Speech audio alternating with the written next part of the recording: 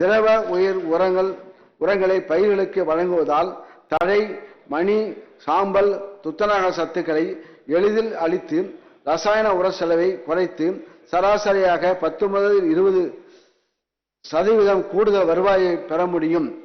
இதற்கென 2 லட்சம் விவசாயிகளுக்கு 10 லட்சம் ஏக்கரில் இடுவதற்காக 5 லட்சம் லிட்டர் உயிர் உரங்கள் 7,50,00,000 ரூபாய் ஒதுக்கீட்டில் வழங்கப்படும்.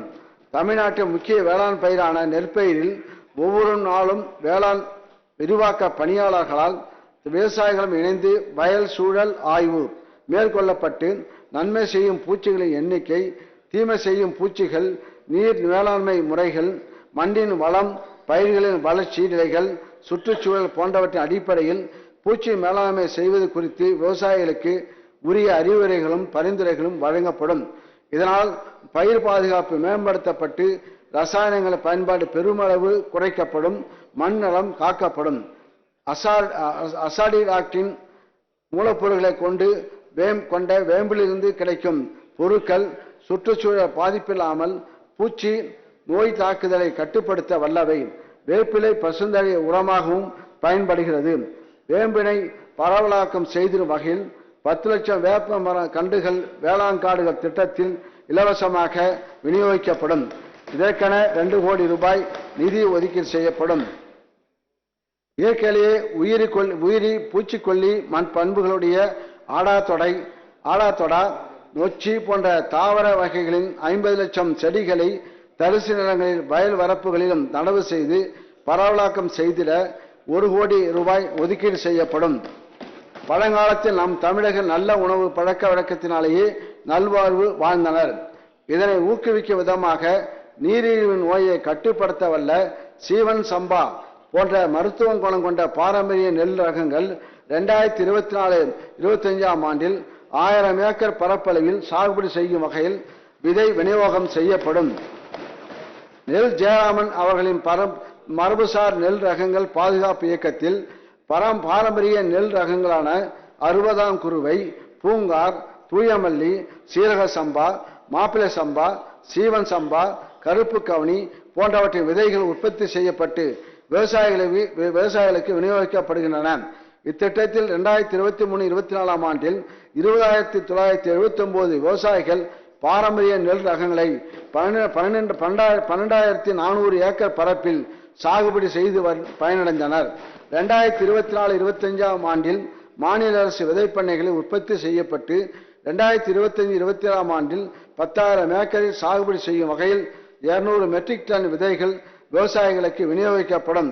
இதற்கென 50 லட்சம் ரூபாய் ஒதுக்கீடு செய்யப்படும். புரதம், நார்ச்சத்து, கால்சியம், இரும்பு சத்து, வைட்டமின்கள் ஆகியவை அதிகம் உள்ள பாரம்பரிய சிறுதானியங்கள் பயிறு வகைகள் இரத்தத்தில் சர்க்கரை அளவினை கட்டுக்குள் வைத்திருக்கவும், உடல் எடையை குறைக்கவும், நோய் எதிர்ப்பு சக்தியை அதிகரிக்கவும் செய்கின்றன.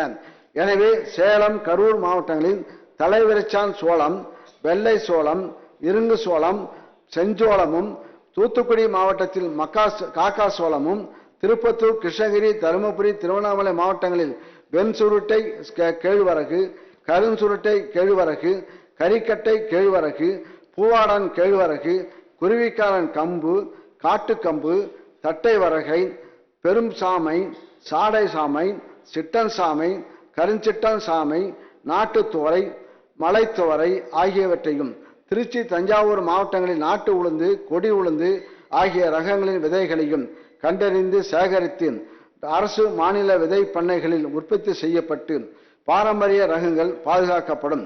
இவை புதிய ரகங்களை உருவாக்கிடவும் பயன்பாட்டில் உள்ள ரகங்களை மேம்படுத்துவதற்காகவும் பயன்படுத்தப்படும். உயிர்ம வேளாண்மைக்கென திட்டங்கள், சான்றளிப்பு முறைகள், நடைமுறைகள் குறித்த விழிப்புணர்வு, இயற்கை இடுபொருட்கள் தயாரிப்பிற்கான பயிற்சிகள், உயிர்ம வேளாண் பொருட்களை சந்தைப்படுத்துதல் போன்ற செயல்பாடுகள் அனைத்து விவசாயிகளுக்கும் சென்றடைய வேண்டும் என்பதற்காக வட்டாரத்துக்கு ஒரு கிராமம் தேர்ந்தெடுக்கப்பட்டு உயிர்ம வேளாண்மைக்கான மாதிரி பண்ணை உருவாக்கப்பட்டு இதில் விவசாயிகளுக்கு ஊக்கம் அளிக்கப்படும். இதற்கான 38 லட்சம் ரூபாய் ஒதுக்கீடு செய்யப்படும்.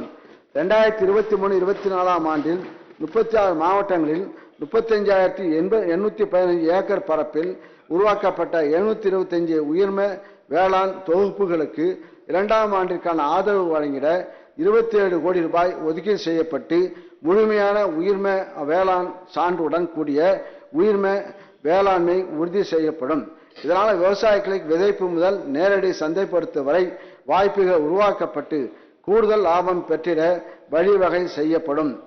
உயிர்ம வேளாண்மைக்கு இன்றியமையாத பஞ்சகாவியம், ஜீவாமிர்தம், மண்புழு உரம், அமிர்த கரைசல், மீன் அமிலம் போன்றவற்றை தயாரித்து விற்பனை செய்ய ஆர்வமுள்ள 100 குழுக்களுக்கு இயற்கை இடுபொருள் தயாரித்தல் மையம் அமைத்து ஊக்குவிக்க 1 கோடி ரூபாய் ஒதுக்கீடு செய்யப்படும்.